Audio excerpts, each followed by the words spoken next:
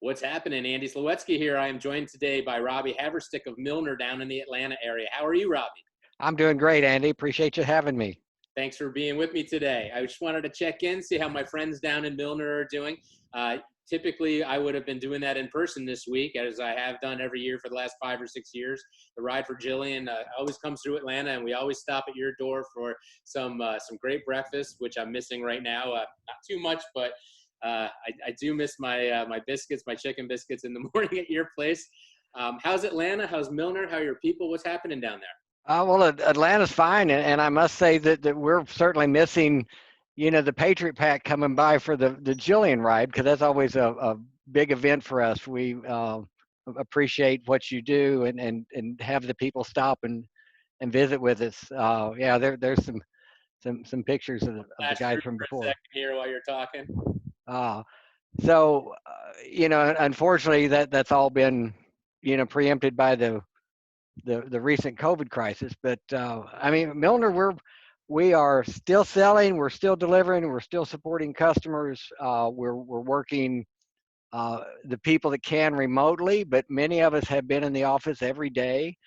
And we're an essential business. We support a lot of healthcare environments, and so we've managed to stay functioning. And like probably in any dealer around the country, we're having to learn to do things differently and be flexible and make some audibles at the line calls every now and then to keep things going. But I think I'm very proud of our people. We've done a good job of supporting our customer base.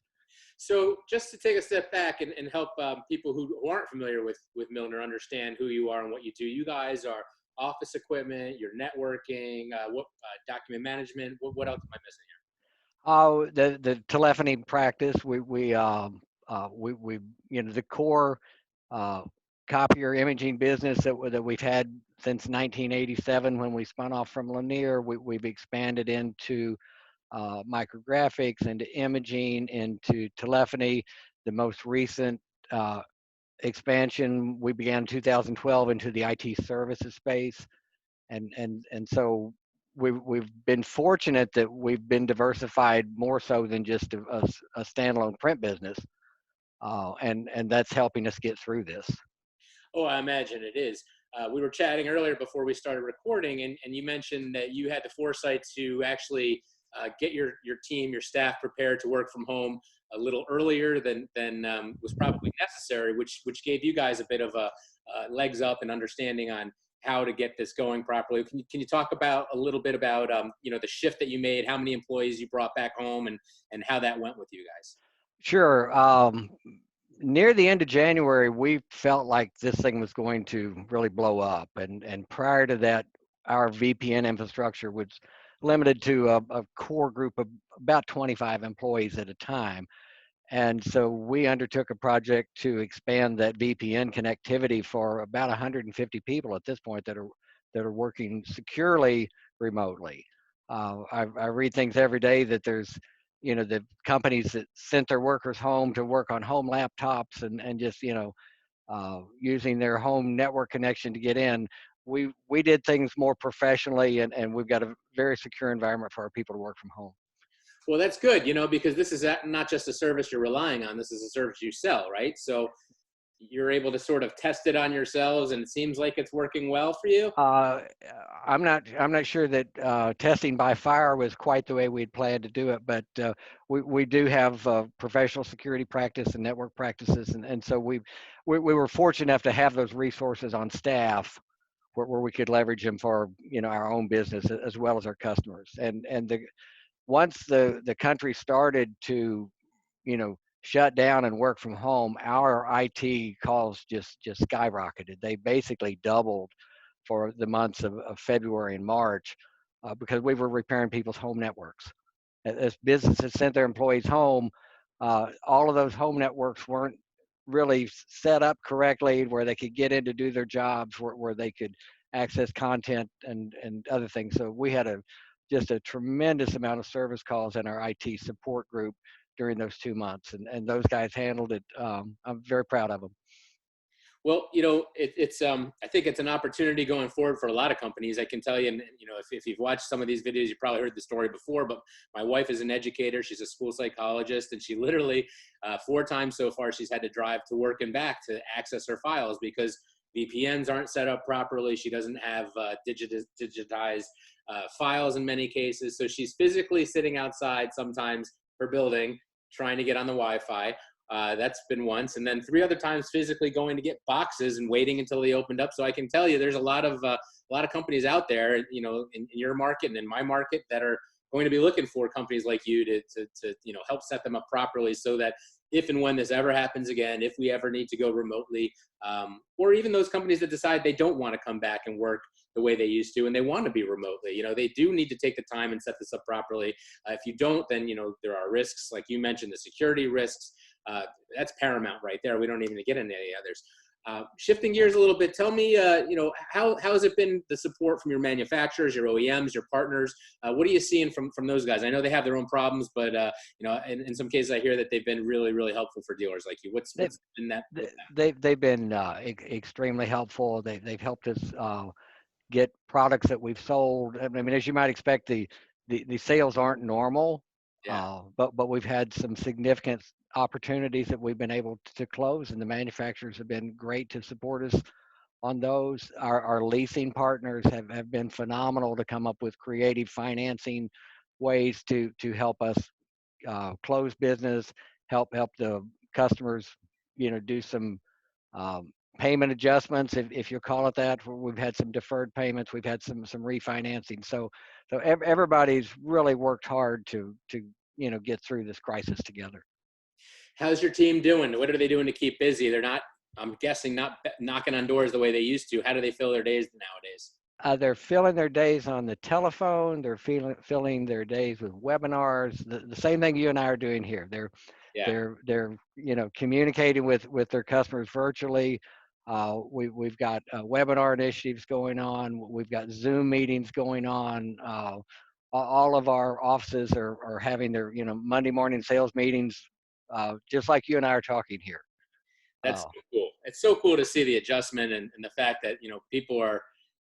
Everyone I talk to, these guys are still able to get out there. They're still closing deals. It's just, you can't kill a good copier salesperson, right? No. They've got to make a living, so they're going to do whatever it takes. This is true. So you guys are starting to hopefully come out of this. I think you might even be a little bit further ahead of us now. You're in Georgia, obviously. So you guys were one of the first ones to start opening up. How's that going? And what are you seeing down there with that? I was most excited when it opened up to get a haircut. Yeah. You look a little better than some of the other people I've been interviewing. That was one of the first things that all of us did, was we managed to go get a haircut because we were somewhat shaggy. Yeah. But the restaurant business is still not back to normal. You read every day about some that they're just not going to open back up. Is what's going to happen. So, how long will it be before we know what the new normal is? Your crystal ball's as good as mine. But each day's a little different, and I'm seeing, as I shared with you earlier, the traffic in Atlanta is beginning to pick back up. So I know things are moving back towards a new state of normal. Well, you guys are legendary down in the Atlanta area. Dusty, the family, Lanier, your history in that region. You mentioned earlier some things that you guys have done for the community that I thought was worth asking about. So can you tell me some of the things you've been feeding people? You've been doing some other stuff. What's been going on there on the social side? Probably the thing that I'm most proud of is what we did with one of our hospital clients. We've got several major medical customers, and our sales reps on their own, went out and bought food and took it to the hospitals and delivered meals to the workers. And some of our people were somewhat had some anxiety. Well, they went to a hospital. Did they get exposed? Well, no, they didn't get exposed. They wore protective clothing. They wore masks. They wore gloves. They didn't go in. They stood outside. But they took the appreciation that we have for those customers and tried to do something nice for their employees. That's awesome. I love stories like that. There's no shortage of them when I'm talking to dealers like you and doing these interviews. What strikes me though is, typically when we come through and we do our charity runs, you get Milner donating, but one time after time now we're hearing stories of all with this COVID thing, the dealerships, the OEMs, there's not a lot of money going around to charities directly from the OEMs, but their people are all stepping up. So, I'm running that Friday happy hour every week, and every week we make a nice donation to a local charity based on whoever sponsored it. And every one of those, except for one, has actually been sponsored by people working for the companies, not necessarily the companies. So, Great America was done by Jenny Fisher, and ACDI, I'm not sure, that might have actually been Josh, or it might have been ACDI. But, that's my point is, it's the people that are stepping up in this, not necessarily the companies. So, we've got great people in this industry. You've got a bunch of them down there. And again, I do miss seeing them. Hopefully next year I'll be back to get my my chicken sandwich in the morning, and hopefully it won't be raining for once. Well, it was raining today, so had you been here today, it would have been your normal trip on your motorcycle. So. Actually, I do have to say, last year was the first year in a long time that it didn't rain. So those pictures you were seeing was a nice ride, and the year before was horrible. But right. Thanks so much for spending some time with me today. Say hi to everybody down there, Melanie and Dusty, everybody that we love seeing every time we come down. And you guys take care, and we'll check in with you in a few months and see how Milner's making out.